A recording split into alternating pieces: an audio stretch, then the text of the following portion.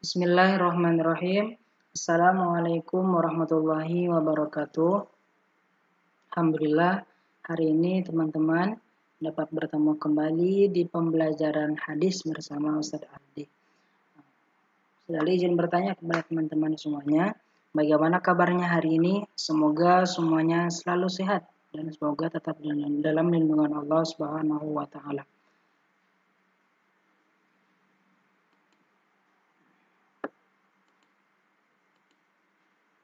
Sebelum kita belajar, alangkah baiknya kita berdoa terlebih dahulu. Sikap berdoa, tangannya diangkat, kepalanya ditundukkan. Bismillahirrahmanirrahim.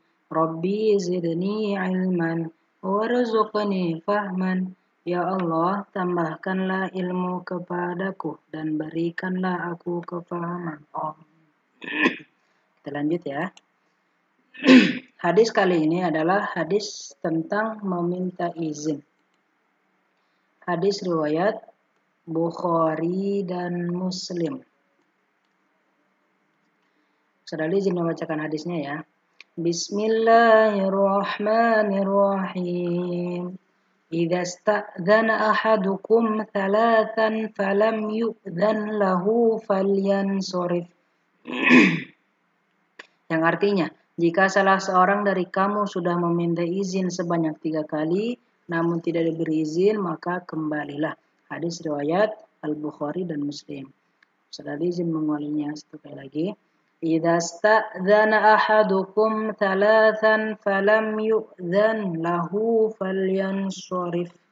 Nah, jika salah seorang dari kamu sudah meminta izin sebanyak 3 kali, namun tidak diberi izin, maka kembalilah. Hadis riwayat Al-Bukhari dan Muslim.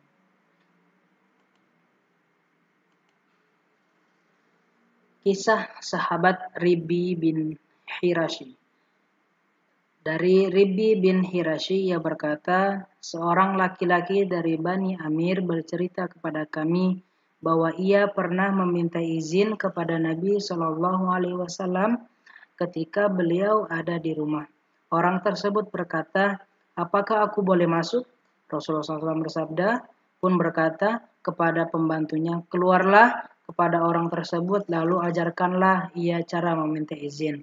Ajarkanlah kepadanya, ucapkanlah, Assalamualaikum, bolehkah aku masuk? Orang tersebut pun mendengarkannya, lantas ia mengucapkan, Assalamualaikum, bolehkah aku masuk? Lantas Nabi Shallallahu Alaihi Wasallam pun mengizinkannya. Setelah itu pun ia masuk. Hadis riwayat Abu Daud nomor 5177 dengan sanad yang sahih. Nah, cerita ini teman-teman yang mana Rasulullah SAW langsung mengajarkan, mempraktekkan kepada sahabatnya ketika sahabat tersebut ingin memasuki kepada rumahnya Rasulullah SAW.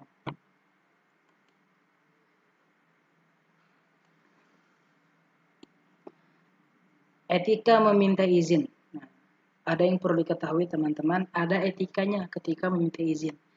Hendaknya seseorang yang sedang meminta izin untuk tidak mengetuk pintu dengan keras. Seperti diriwayatkan oleh Anas bin Malik bahwa dia menceritakan pintu Nabi SAW diketuk dengan kuku. Nah, jadi Nabi SAW, para sahabat ketika hendak bertamu kepada baginda Nabi SAW, meminta izin mengetuk pintunya dengan kuku, jadi tidak terlalu keras.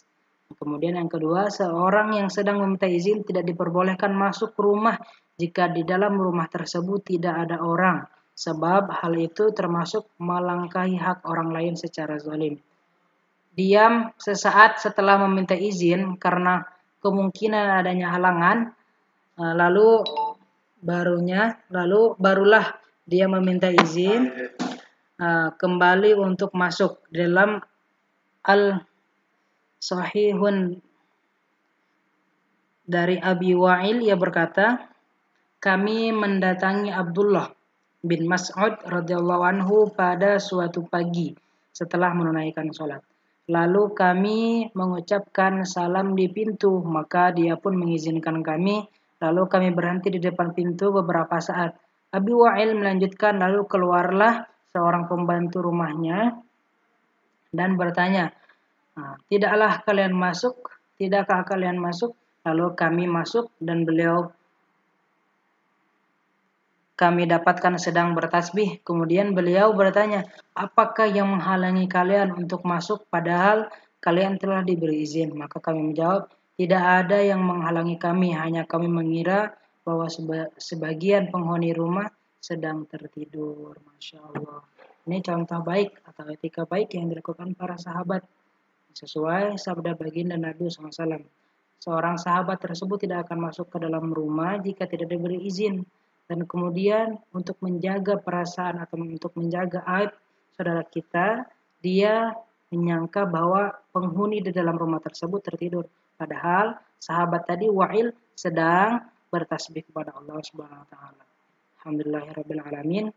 Teman-teman semuanya sudah mendengarkan, mempelajari, mendengarkan kisah daripada sahabat tersebut tadi, kemudian mempelajari, mengetahui etika ketika kita meminta izin. Dan alhamdulillahirrabbilalamin, hari ini teman-teman untuk tema tentang meminta izin sudah tuntas ya. Dan untuk proyeknya, tulislah hadis tersebut lalu kirimkan dalam bentuk foto dan bacakanlah hadis tersebut lalu kirimkan dalam bentuk voice note. Alhamdulillahirrabbilalamin.